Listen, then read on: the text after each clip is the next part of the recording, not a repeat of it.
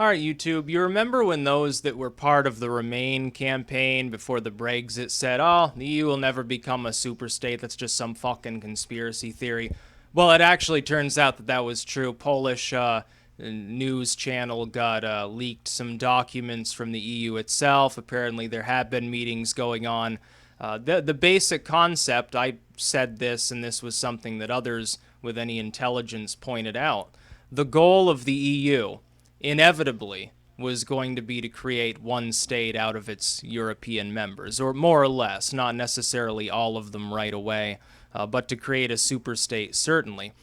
Specifically, when you have a post-national governing authority that is harassing the member states, passing all sorts of regulations, passing more rules that aren't like decided upon by a parliament. They're not decided upon by the people at large in a direct fashion.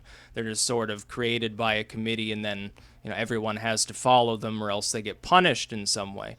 The problem with such a system is inevitably some member states, because of the economic conditions being so different and the culture is so different between Eastern and Western Europe and other, general parts of Europe, having these different cultures. They have different languages, they have different economic situations, they have different exports, they import different things, they have different population densities, everything about them is different.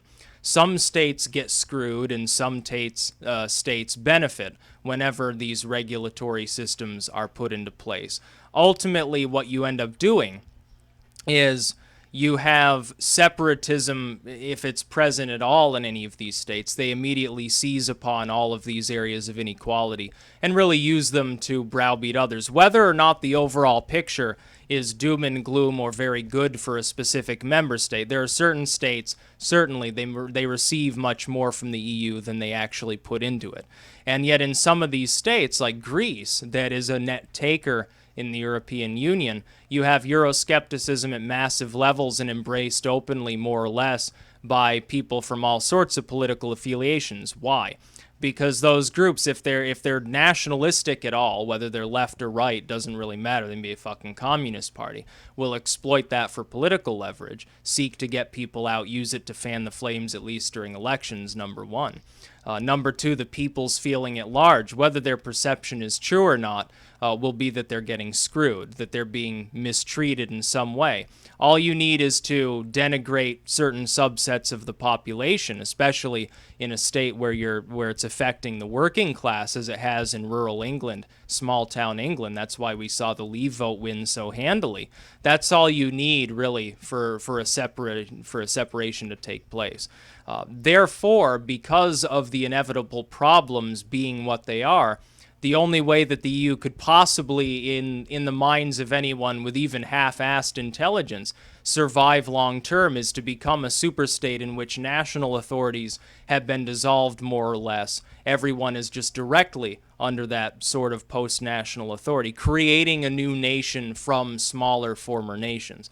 The problems inherent in such a project are so vast that I have to assume that this plan was dreamed up by people who are in many cases long dead. That is, most of the people responsible for laying the long-term plan out that probably is still in some fucking vault, all secretive at this very moment, those people mostly, by now, they're very old and decrepit, or they're dead. The people currently in control of the EU, you can see what they're doing. It's like blaming the Brexit for the world's stocks currently collapsing, pretending there's no end in sight and the world is going to shit. They're doing this to scare people, to try to tamp that down temporarily in order to create their superstate. That's what they've wanted from the get-go. They want to create a United States of Europe. I've pointed out this won't work. If they actually try it, there will be mass protests, there will be riots, there will be revolution and civil war in Europe. For those that are worried, the UK leaving the EU, the EU might dissolve now and it means World War III. World War III is far more likely to come if the EU survives long enough to create its superstate, because the amount of civic unrest from both far left and far right in Europe, should that happen, will be so massive, it will collapse the economies of Europe.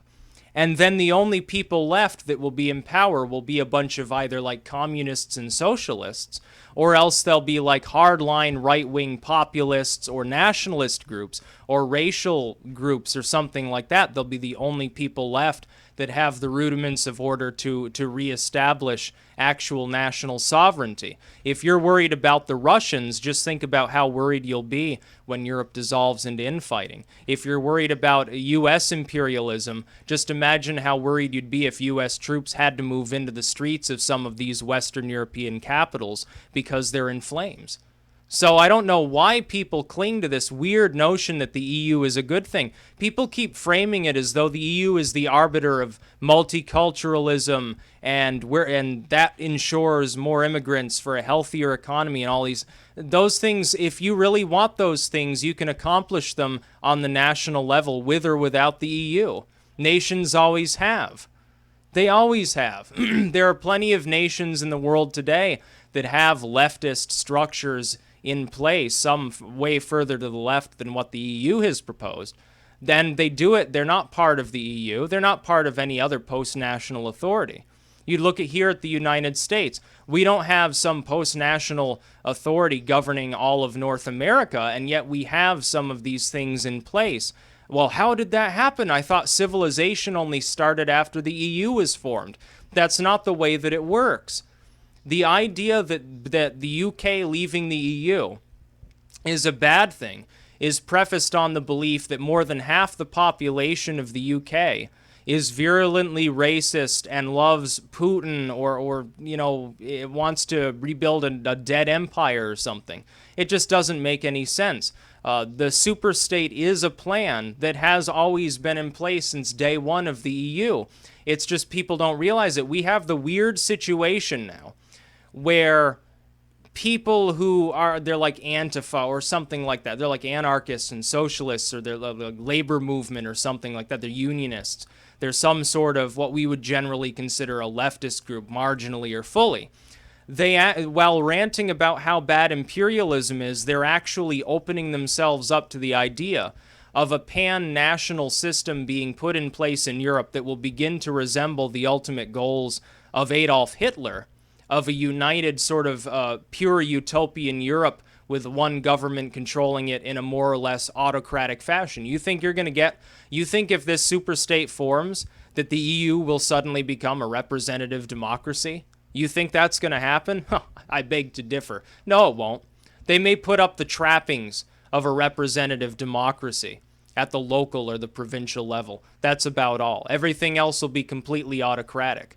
And while some people may, because of their stupid, dichotomous, idiotic minds, believe that the policies in place at any given time are okay because they sort of abide by, the standards of the traditional sort of center right or center left or whatever, most people won't believe that. They'll think, well, now we don't even get to vote on this shit. So if things go wrong, we're screwed. Even once. This is the problem in the USSR. People tried this before. It's not like there's not a precedent for what the European project is currently attempting to accomplish. It's already been done and it failed. In a few decades, it led to more human misery than any other system ever put in place in the history of mankind. Do you really want to repeat this? To all of these Euro-friendly people in like Poland and Hungary because they get kickbacks from the EU. By the way, they're giving you the kickback so that you don't feel too unfairly treated by a system that is essentially Stalinism 2.0. Do you really want to enter into another slave arrangement without even a shot being fired? That's crazy talk. I don't know why these people feel positively towards the European Union. Any nation which doesn't want to be completely fucked in the ass in the coming decades should leave the European Union as quickly as possible.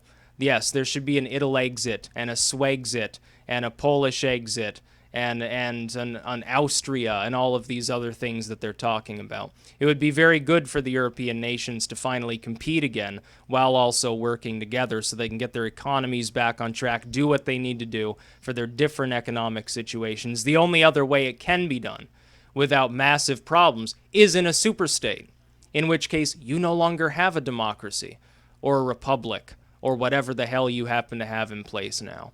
That's about all. Peace out.